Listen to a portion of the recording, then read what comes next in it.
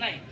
आणि अशी विनंती आहे, आपली अशी विनंती आहे, स्थानिक पातळीवर जे आपले शासकीय कर्मचारी यांनी शेतकऱ्याच्याच बाजूला पॉझिटिव्ह राहावं अशी माझी त्यांनी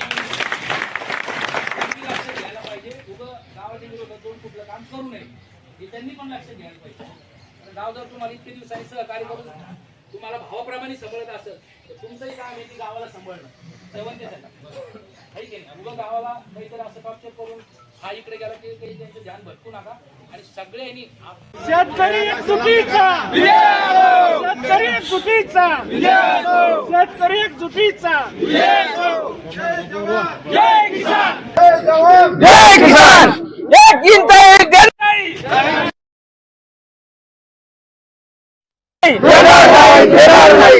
जमीन आमच्या हक्काची, जमीन आमच्या हक्काची. आमची आता या जमिनीवर उपजीविका आहे. आमचे वडिलोपार्जित ही जमीन आहे. कारण या जमिनीवर आमचा उदरनिर्वाह आहे. कारण त्यामुळे आम्हाला जमीन द्यायचीच नाही. MIDC दुसरीकडे कुठे द्यायची तिथं द्यावं सरकार.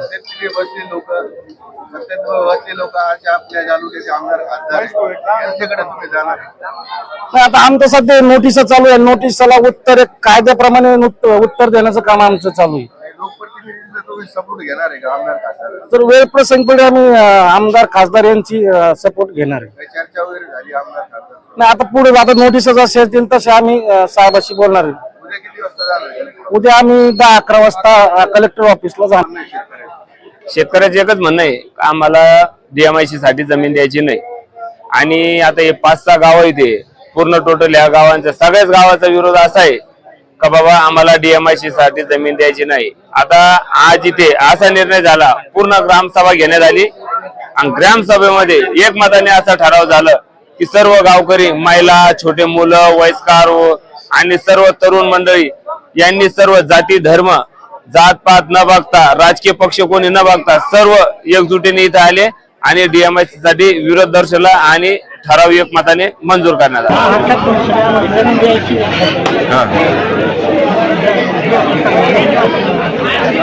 कधीपासून तुम्ही जमिनी घेतल्या होत्या? कधीपासून तुमच्या ताब्यात वडुले पारित जमीन आहे? बरं, हे जमीन आता घरोघरी नोटीस वाटायला लागले तलाठी, तर आता तुम्हाला नोटीस आलेले आज, तर याच्यावर काय म्हणणे आपण?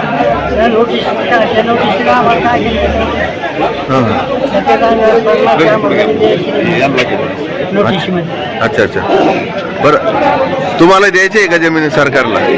सरकारला जमीन देणार का तुम्ही? DMICच्या विरोधात आमची आज ग्रामसभा झालेली.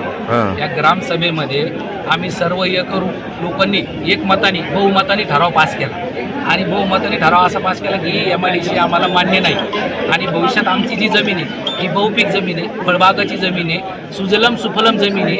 या जमिनीची शासनाला अन्न सुरक्षा योजनेत या जमिनीची शासनालाही गरज आहे. त्यामुळे आम्ही सर्व गावकऱ्यांनी एकमताने ग्रामसभेत ठराव घेतला की MIDC आमचं 100% विरोध. ठराव तुम्ही कलेक्टरला देणार आहे का? हा, उद्या आम्ही सर्वजण इथून 10 वाजता निघून उपजिल्हाधिकाऱ्याला हा ठराव तिथं आम्ही त्यांच्या मीटिंग घेऊन त्यांच्या सुपूर्द करणार. किती गावाचा ठराव मंजूर? आता हे सर्व प्रत्येक गावाचा ठराव घेतलेला आहे. पण खोडेगावचे 100% लोक आज ग्रामसभेला हजर राहिले आणि सगळ्या लोकांनी एकमताने निर्णय लागू पडत असते. आणि त्या गोष्टी होऊ नये म्हणून एकी महत्वाची. जे काही आपण करतोय ना तर ते एकीच्याच याच्यात व्हायला पाहिजे. आणि या सगळ्या गोष्टी आपल्याला पाळायच्या. विक्रेतवारी बोलू नका, आनंदपणे बोलू नका, शांततेने कागदाची लढाई जास्त लढा. बोलण्यापेक्षा भाषणी केल्यापेक्षा जी कागदाची लढाई ती आपण जास्त लढा, तर आपल्याला यश येईल. आणि ती अगदी संयमाने लढा. आंदोलनं करण्याचा मार्ग, जे आंदोलन शांततेत झाले काका ते सक्सेस झालेले, ज्या आंदोलनात उद्रेक झाला ते आंदोलन फेल गेलेले. आणि आपल्याला फार शांततेत जायचं येईल ना सरकार बोलायला. 100% सरकार आपल्याशी कन्व्हिन्स करायला येईल, मग पडल्या मार्गाने येईल. पण इतकी असली तरी एक जण इकडे एक जण तिकडं, मध्येच दुसऱ्या काही केसेस निर्माण झाल्या, फाटे फुटले, तर मग आपल्याशी ते कोणी बोलणार नाही. ते 10-5 लोकांची टोळीच्या बाजूला काढतील मग त्यांच्याशी बोलायला चालू करते. या अनुषंगानं आपल्याला कुठेही कोणीही काही म्हणलं, हां ज्याला ज्याचा सल्ला घ्यायचा तो सल्ला घ्या, पण तो सल्ला तुमच्याच डोक्यात ठेवा. तुमचा सल्ला लई यशी देऊन तो सल्ला देत बसू नका एकमेकाला. सामूहिक सल्लाच कामात येणार आहे. इंडिव्हिज्युअली सल्ला नाही कोणाचा कामात येणार नाही. कारण कोणाचे विचार वेगळे, कोणाचे विचार वेगळे, कोणाचे विचार वेगळे.